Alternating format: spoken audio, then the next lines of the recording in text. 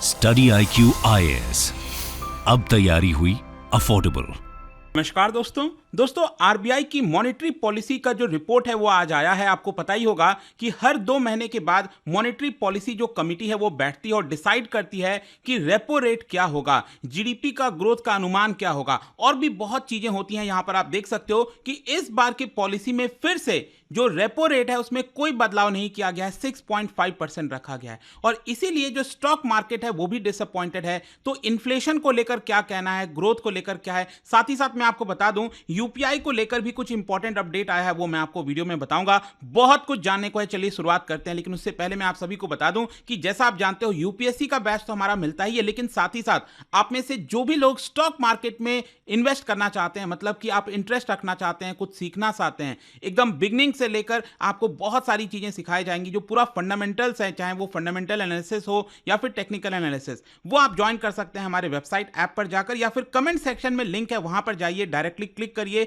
और चेकआउट के समय यूज करिएगा कोड अंकित लाइव। ये कोड इस्तेमाल करके आपको मैक्सिमम जो डिस्काउंट है वो मिल जाएगा। और इसके अलावा अगर आप एमसीक्यूज अटेम्प्ट करना चाहते हैं तो मेरे इंस्टा पेज पर जा सकते हैं, वहां पर स्टोरीज में जितने भी एमसीक्यूज हैं उसको आप अटेम्प्ट कर पाएंगे। चलिए शुरुआत करते हैं और सबसे पहले ये देखते हैं कि एग्जैक्टली हुआ क्या है। देखिए मॉनेटरी पॉलिसी कमेटी आप सबको पता होगा, इसके अंदर टोटल 6 मेंबर्स होते हैं जिसको लीड किया जाता है आरबीआई गवर्नर के द्वारा। तो इसमें 3 आरबीआई के लोग होते हैं, एक तो गवर्नर, फिर 2 और आरबीआई के पर्सन और 3 लोग होते हैं जो कि गवर्नमेंट के द्वारा नॉमिनेट किए जाते हैं। तो ये 6 लोग मिलकर डिसाइड करते हैं कि हमारा रेपो रेट क्या होगा। देखो रेपो रेट आप सबको पता है वो रेट होता है जिस रेट पर बैंक आरबीआई से कर्ज लेता है, आरबीआई से लोन लेता है जिस रेट पर। तो जाहिर सी बात है ये रेपो रेट जितना ज्यादा हाई होगा तो बैंक भी लोगों को ज्यादा इंटरेस्ट रेट चार्ज करेगा, चाहे वो होम लोन हो गया, कमर्शियल लोन हो गया, जितने भी लोन्स हो गए। तो यहां पर डिपेंड करता है कि ये रेपो रेट कितना है और ये बहुत इंपॉर्टेंट रेट होता है। और यहां पर आप देख सकते हो कि इस रेपो रेट को अभी भी 6.5% रखा गया है। आप देख पाएंगे कि यहां पर जो कोविड आया था, कोविड के समय रेपो रेट को एकदम नीचे किया गया ताकि लोगों को सस्ते दाम पर लोन मिल सके। लेकिन जैसे जैसे इन्फ्लेशन बढ़ रहा था, क्योंकि हमेशा यही होता है कि जब इन्फ्लेशन हाई होता है तो रेपो रेट को ऊपर कर दिया जाता है। तो जब इन्फ्लेशन 2022 के बाद बढ़ने लगा, इसको देखते हुए यहां पर जो रेट है उसको बढ़ाया गया और इस समय ये 6.5% पर है और पिछले 1 साल से ज्यादा हो गया है, अभी भी ये 6.5% पर बना हुआ है। और मैं आपको बता दूं कि यहां पर जो भी डिसीजन है वो 6 लोगों के द्वारा एक तरह से वोटिंग के थ्रू किया जाता है। तो 6 में से 5 लोगों ने यह कहा कि हमें रेपो रेट वही रखना चाहिए, सेम रखना चाहिए और इसीलिए 5:1 के मेजॉरिटी से जो रेपो रेट है उसको सेम ही रखा गया है। लेकिन क्वेश्चन यह है कि आरबीआई ने रेपो रेट क्यों वही रखा, सेम रखा। देखो आरबीआई को अभी भी लगता है कि जो इन्फ्लेशन है वो एक बड़ा खतरा बना हुआ है। आपको पता होना चाहिए कि यहां पर रेपो रेट उस हिसाब से रखा जाता है, ये जो कमिटी है वो देखती है, उनकी जिम्मेदारी है मॉनेटरी पॉलिसी कमिटी की कि आपको देश के अंदर इन्फ्लेशन रेट 4% रखना है, प्लस और माइनस 2%, मतलब कि 2% से लेकर 6% के बीच में ही इंटरेस्ट रेट होना चाहिए। कोशिश ये करना चाहिए कि इन्फ्लेशन की हम बात कर रहे हैं, कोशिश ये करना चाहिए कि जो इन्फ्लेशन है वो 4% के आसपास ही रहे, उससे ना ज्यादा हो ना कम हो, ठीक है। तो यहां पर क्या है कि आरबीआई का ये कहना है कि अभी भी अगर आप देखोगे जो ब्रॉड बेस्ड इन्फ्लेशन है उसमें थोड़ी बहुत आपको कूलनेस देखने को मिलेगी, लेकिन स्टिल जो फूड इन्फ्लेशन है वो भी बड़ा खतरा बना हुआ है।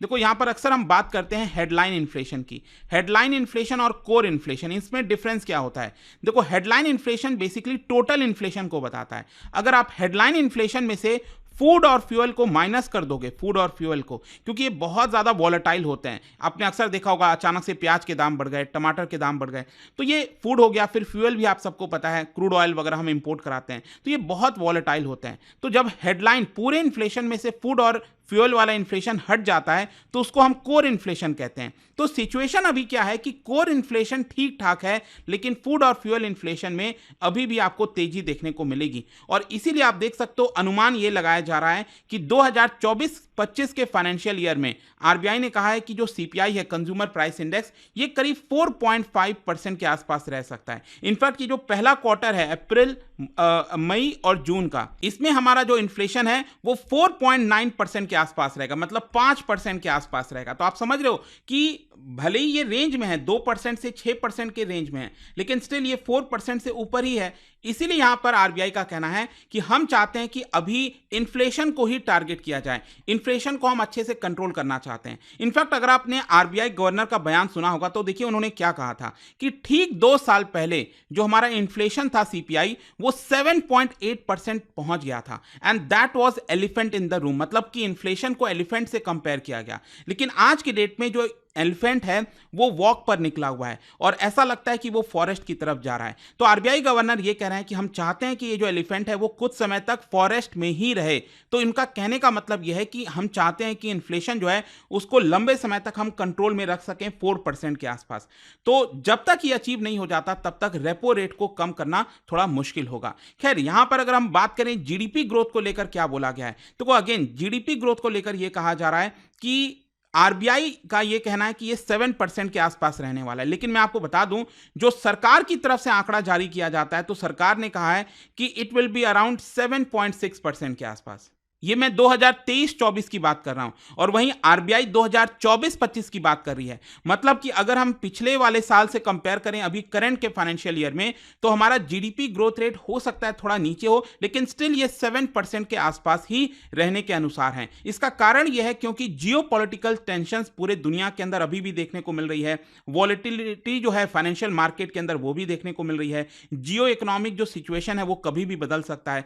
तो ये इंटरनेशनल चिंताएं हैं, जो आपका बाहरी विदेश के अंदर जो चीजें चल रही हैं उसको लेकर थोड़ी सी चिंता है, इसीलिए 7% के आसपास रहेगा, अदरवाइज ये ऊपर जा सकता था। और क्योंकि हमारा डोमेस्टिक मार्केट अभी भी काफी स्ट्रांग है तो आरबीआई ने कहा कि देखिए डोमेस्टिक इकोनॉमी अगर आप देखोगे तो उसको काफी अच्छा बूस्ट मिल रहा है because of manufacturing sector. Manufacturing sector का जो ग्रोथ है वो अभी भी डबल डिजिट के आसपास में है और इसके साथ साथ जो इन्वेस्टमेंट है वो एक तेज गति से यहां पर अब रफ्तार पकड़ रहा है, जिसकी वजह से हमारे इकोनॉमी को एक तरह से पुश मिलेगा। इनफैक्ट आपने देखा होगा अभी मैंने लास्ट फरवरी के एंड में 29 फरवरी को जीडीपी को लेकर एक वीडियो बनाया था, आपको बताया था कि जो जीडीपी का आंकड़ा है वो आपका 8.4% आया है Q3 में। तो एक अच्छी बात है यहां पर। तो इसका मेन कारण यही है बेसिकली कि जो हमारा डोमेस्टिक इकोनॉमी है वो स्ट्रांग है लेकिन इंटरनेशनल कुछ चिंताएं हैं। खैर अब इन सारी चीजों को लेकर जो मार्केट अगर आप देखोगे स्पेशली आज सुबह से लेकर अगर आप निफ्टी सेंसेक्स देखोगे तो ये रेड निशान में ही आपको देखने को मिलेगा। आई डोंट नो अब आगे से यहां पर क्या होने वाला है कुछ घंटों में, लेकिन ये ऑलमोस्ट रेड कलर में ही देखने को मिल रहा था। तो मार्केट थोड़ा सा डिसअपॉइंटेड है। इसका कारण यह है कि पिछले 14 महीने से मैंने आपको बताया ना कि 2023 के स्टार्टिंग में जो रेपो रेट है उसको 6.5% ले जाया गया, तब से लेकर बार बार कयास लगाए जा रहे थे कि रेपो रेट कम होगा। अभी तक ये रेपो रेट कम नहीं हो पाया है क्योंकि क्या होता है कि जब रेपो रेट कम होता है तो एक बूस्ट मिलता है मार्केट को, मार्केट में एक पॉजिटिव सेंटीमेंट आता है कि हां हमारा ग्रोथ भी बढ़ रहा है और इन्फ्लेशन भी कंट्रोल में है। तो कहीं ना कहीं इसको लेकर थोड़ा सा डिसअपॉइंटमेंट था मार्केट में, जिसकी वजह से आप कह सकते हैं कि यहां पर जो स्टॉक मार्केट है वो उतना बढ़ा नहीं। और ओवरऑल यहां पर यही बोला जा रहा है कि जब तक इन्फ्लेशन रेट 4% नहीं पहुंच जाता तब तक यहां पर जो रेपो रेट है उसको कम करना मुश्किल होगा। इनफैक्ट आपको मैं ये भी बता दूं कि कल जो है क्या हुआ था अमेरिका के मार्केट में, अमेरिका के स्टॉक मार्केट में, जैसे हमारे यहां सेंसेक्स निफ्टी है वैसे ही वहां पर एक इंडेक्स है डाउ जोन्स इंडस्ट्रियल एवरेज जिसको कहते हैं। तो ये अगर आप ध्यान से देखोगे तो ये आपका नॉर्मल चल रहा था, पॉजिटिव टेरिटरी में चल रहा था, ग्रीन में।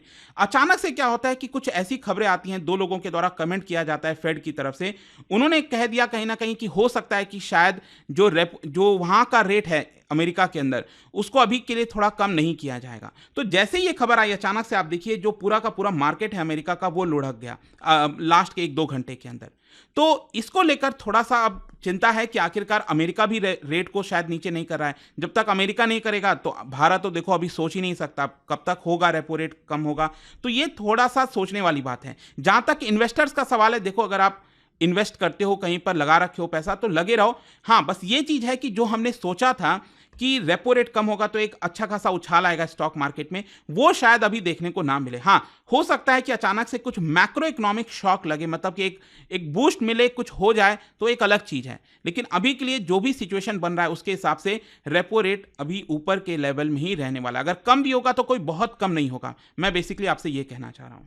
और फिर जाने से पहले यहां पर एक और चीज यूपीआई के बारे में मैं आपको बता दूं। बेसिकली अगर आप अभी तक देखोगे तो जब आप कैश डिपॉजिट करने जाते हो, देखो अगर मान लो आपको 50,000 रुपए जमा करना है किसी के अकाउंट में, अपने अकाउंट में या किसी दोस्त के अकाउंट में, तो नॉर्मली आप क्या है, या तो बैंक जाते हैं, बैंक में कैश डिपॉजिट कर देते हैं काउंटर पे जाके, या फिर आजकल एक काफ़ी अच्छा मेथड आ गया है, दैट इज मशीन के थ्रू आप कर पाते हैं। देखो, एक तो एटीएम मशीन होता है। एटीएम क्या होता है, बेसिकली आपको सिर्फ पैसे निकालने को मिलता है, आप डेबिट कार्ड इंसर्ट करते हो, वहाँ से आप पैसे निकाल लेते हो। लेकिन इस तरह की मशीन आप देखोगे यहाँ पर इतना बड़ा ये जो बॉक्स बना हुआ है, यहाँ पर आप डिपॉजिट भी कर सकते हैं, मतलब कि कैश विड्रॉ के साथ साथ डिपॉजिट भी हो सकता है। तो इसमें ये ओपन होता है बड़ा सा, वहां पर अपना कैश डालते हैं और आपके अकाउंट में पैसा चला जाता है। तो ये सारी चीजें आपको पता है डेबिट कार्ड के थ्रू ही होती हैं, आपको डेबिट कार्ड डालना होता है, ये चीजें हो पाती हैं। लेकिन आरबीआई ने ये कहा है कि देखिए, जब हम कैशलेस ट्रांजैक्शन कर सकते हैं, बिना कार्ड के विड्रॉ भी कर सकते हैं, ये भी फैसिलिटी आ गया है, तो हम बिना कार्ड के पैसे क्यों नहीं डाल सकते। तो यूपीआई के माध्यम से आगे चलकर, अब आरबीआई अनाउंस करेगा रूल्स क्या हैं उससे रिलेटेड,